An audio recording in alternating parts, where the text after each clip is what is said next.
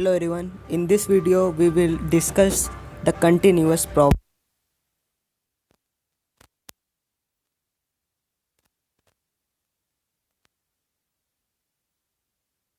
distribution which we associate with discrete random variable.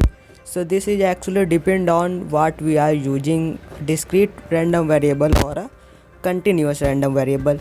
So if my random variable is continuous, probability distribution will be a continuous distribution. So let us suppose x is a continuous random variable.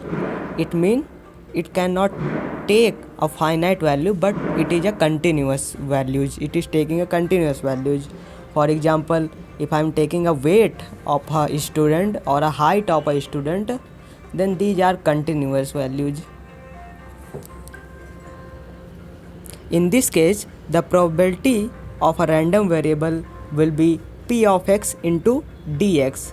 Dx because we are not have a finite value but a interval, small interval dx, of having a probability that the random variable will be lie between x and x plus dx, because it cannot take a precise value x, but it take a value between x and x plus dx. If you're talking about the weight of the student, we say that what is the probability that a given boy have a probability that its weight lie between 3 and 4.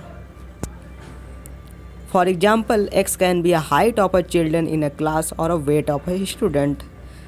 These quantities are not restricted to have any finite set of values, but can take a continuous set of values.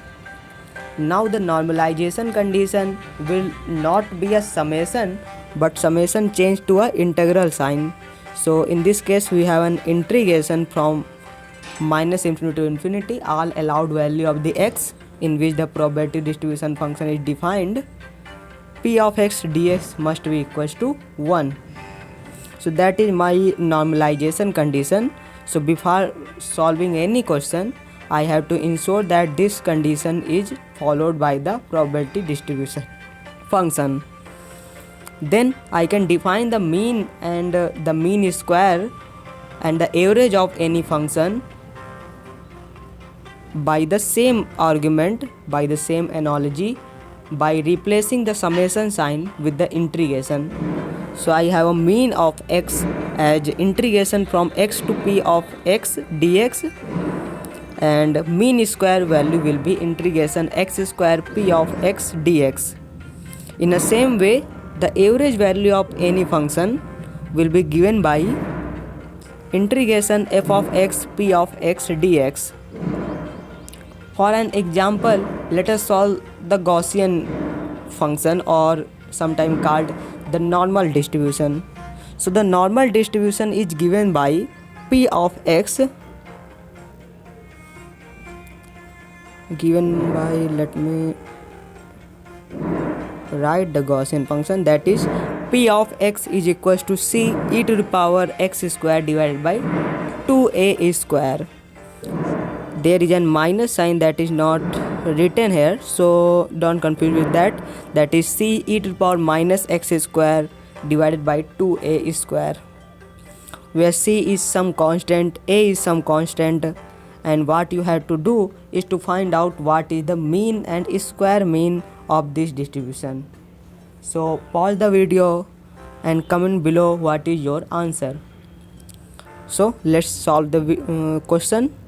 And first, what we have to do is to ensure that the probability distribution is normalized. It means that the integration p of x dx must be equals to 1. So what we do is write the normalization condition, put the value of p of x, which is e to the power minus x square divided by 2a square dx. The range of x is from minus infinity to plus infinity. So we integrate from minus infinity to plus infinity, and we use the Gaussian integral. So let me write the formula for the Gaussian integral.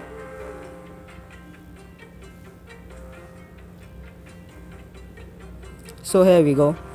The Gaussian integral formula will be given by the integration from minus infinity to infinity e to the power minus alpha x square is equals to under root pi divided by alpha. For the proof of this integral formula, you can see the description. I will put the link of the proof, but here we will use just a formula that is important for us, and you can remember it in back of your mind that the integral from minus infinity to infinity e to the power alpha x square times dx is also missing there, is equals to under root pi by alpha. So let's go back and put the value. Here we go. Here we put the value of this function. Here in place of alpha I have 1 over 2a square. So I get c times under root 2 pi a square. C.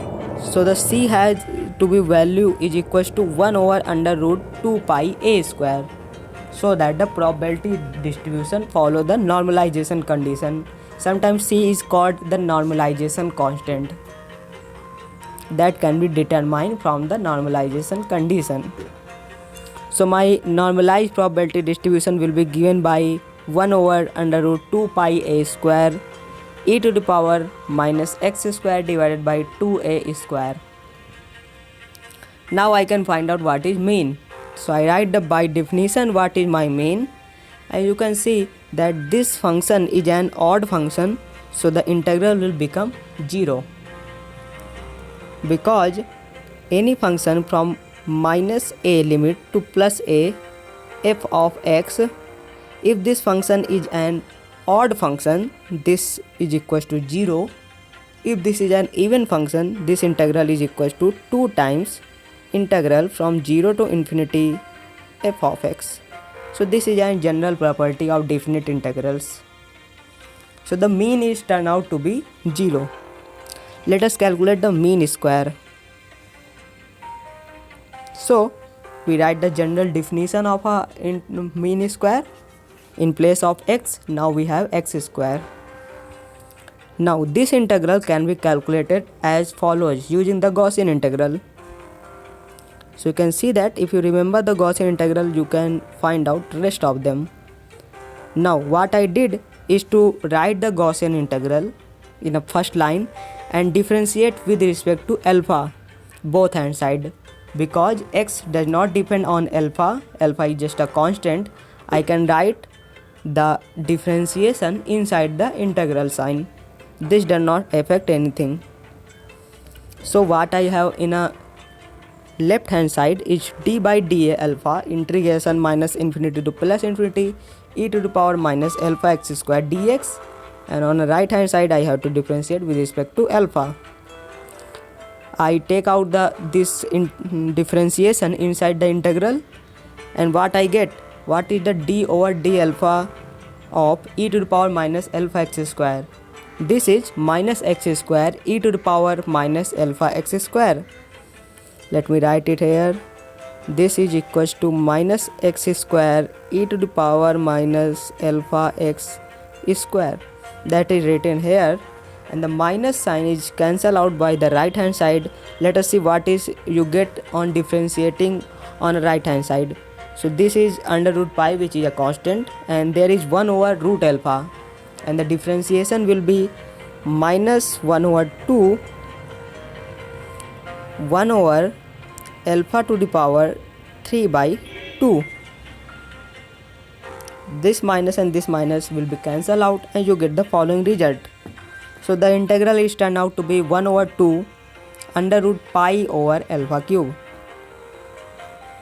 So let's write the result there, and when you do that, you get the value of the mean square.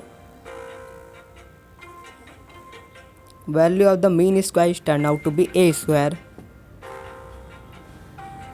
In this way you can calculate what is mean and what is the mean square. Now let me plot the graph of this sometime called normal distribution. So I plot the value the graph of the normal distribution, and I ignored the normalization constant because that does not do anything for a particular, but we have to see what is the shape. You can see that this has a mean at point x is equals to 0, and this is symmetric about x is equals to 0 about a y-axis because this is an even function. Now if you can see I choose a parameter e to the power minus bx square, and I take the value in this example to be b is equals to 1. Now if I increase the value of b, you can see that the graph become narrower and narrower. In this example this is b is equals to 3, and in this way this is b is equals to 5. So as I increase the value of b, you can see that the width of our distribution is decreasing, and that is clear from the formula we obtained. If the width is decreasing, it means that the mean square is also decreasing, and that is clear from here because a square is equals to 1 over b apart from some constant.